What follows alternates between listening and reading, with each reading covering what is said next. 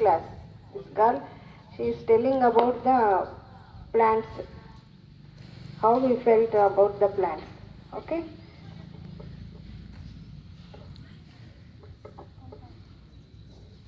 వృక్షో రక్షతి రక్షిత. వృక్షాలను అనగా చెట్లను మనం కాపాడితే అవి మనల్ని కాపాడుతాయి. అందరికీ నమస్కారం. నా పేరు రసజ్ఞ. నేను 8వ తరగతి చదువుతున్నాను. నేడు ప్రతి మనిషికి రాయటానికి కాగితం, ఉండటానికి ఇల్లు, తినటానికి మంచి ఫలాలు, అలాగే మనం అనారోగ్యానికి గురి అయితే వాడే మందులు, చివరికి వయస్సు మీద పడి ముసలి వాళ్ళమైతే వాడే కర్ర, ఇవన్నీ కేవలం చెట్ల నుండే లభిస్తాయి.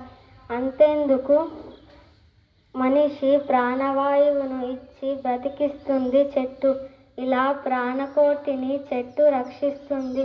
అందుకే ప్రతి ఒక్కరూ ఒక మొక్కను నాటి మనిషి మనుగడను కాపాడుకుందాం. జై హింద్.